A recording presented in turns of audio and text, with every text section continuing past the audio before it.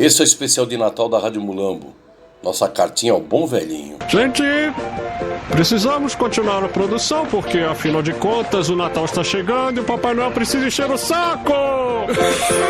Pobreza. Pobreza mesmo não é uma coisa que se disfarça. Não se esconde. Quando a onda da pobreza chega, ela se impõe. Aqui em São Paulo e em muitas outras cidades do Brasil, a pobreza está nas ruas.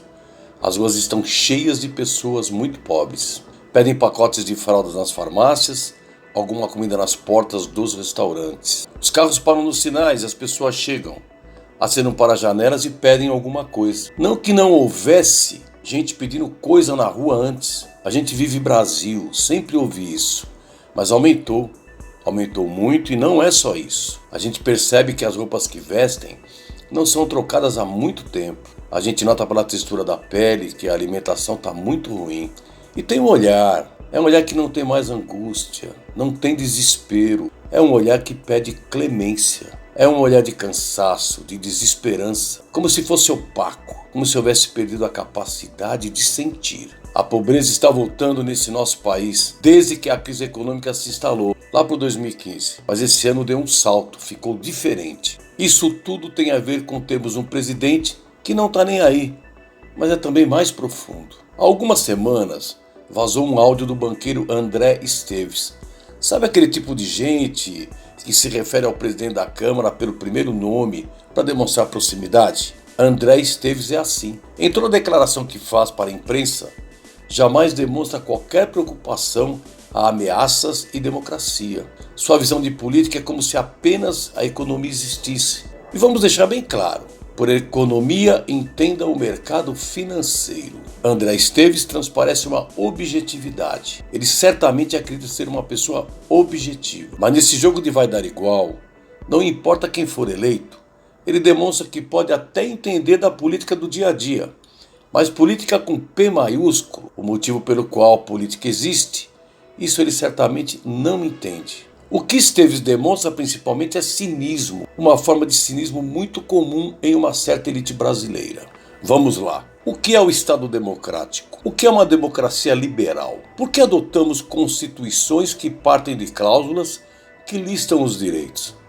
Para que servem esses direitos? Se alguém bate em mim, dói. Se alguém me prende em um lugar, se alguém me impede de ir onde quero, eu sei a angústia que isso vai me causar. Se eu sinto fome e não tenho comida, eu imagino o desespero. Se não me permitem participar de uma conversa sobre o futuro, sobre algo que me impacta, eu vou ficar preocupado. Vai me parecer profundamente injusto. Por que será profundamente injusto? É por isso que um conjunto de filósofos e políticos do século XVIII para cá vem erguendo uma estrutura de pensar sociedades que tenham no centro essa preocupação. Você tem direito de ser ouvido sobre as decisões comuns a todos. Você tem o direito de ter a sua segurança garantida. Você tem direito à comida, tem direito a teto. Você tem o direito de viver em uma sociedade onde as condições para que você alcance o seu melhor sejam garantidas. Em essência, quer dizer que você, eu, todos nós humanos, temos direito à dignidade. O cínico dirá que isso é sonho. Mas aí é que tá, isso não é sonho, isso é briga. E é para isso que democracia serve. Muita gente já fez guerra, já fez revoluções para conseguir esse regime que a gente chama de democracia liberal hoje em dia. Quem acha que isso é sonho e embarca no discurso dos cínicos, não está falando em democracia. Não está defendendo as liberdades e direitos de cada um. Essa galera está falando de outra coisa. Porque na democracia, todos nós temos direito à dignidade e de brigar por isso. É para isso que servem direitos. É para isso que se forma um Estado. Porque de outra forma, vira distopia, vira bang-bang, vira cada um por si. Aí é o forte contra o fraco. Isso é o mundo almejado pelo bolsonarismo. Mas não é mais uma democracia liberal. Não importa se a gente está falando de força física, literalmente, ou se falamos de outros tipos de forma, como, por exemplo, a força política que permite a maioria se impor sobre a minoria, ou a força do capital, com os muito ricos se impondo sobre a população. O Estado existe para impedir opressão, para garantir dignidade a todos, para garantir que as condições sejam dadas a todos para que possam ser o seu melhor. Educação, saúde, segurança, alimentação, moradia. Se você faz uma leitura de Brasil nesse momento, que não parta desse ponto de vista, você ainda não entendeu o que é uma democracia. Não importa se você é rico ou se você é pobre. Não importa se a sua visão política parta de alguma das formas democráticas de socialismo, se parta de ideias liberais, ou mesmo que passe pelo conservadorismo democrático. Não importa se é do Sudeste, do Nordeste, do Centro-Oeste, Norte ou Sul. O diagnóstico a respeito do Brasil já está dado. A crise econômica se agravou a tal ponto que a fome voltou. A pandemia abriu na educação um abismo gigantesco entre as crianças que estudam em escolas particulares e as que estão nas públicas.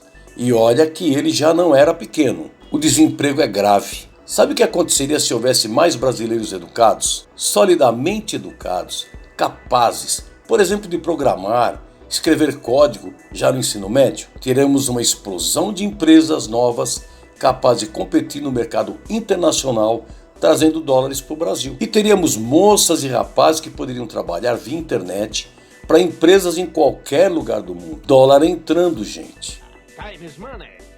Se garantíssemos o essencial, se não houvesse gente com fome, se a gente conseguisse dar o básico para todo mundo, garantir dignidade, tratar a gente como gente, o mercado brasileiro seria maior. O mercado consumidor interno e o mercado consumidor externo para produtos nossos. Quem joga no mercado de capitais ia fazer muito mais dinheiro e não ia precisar andar de carro blindado.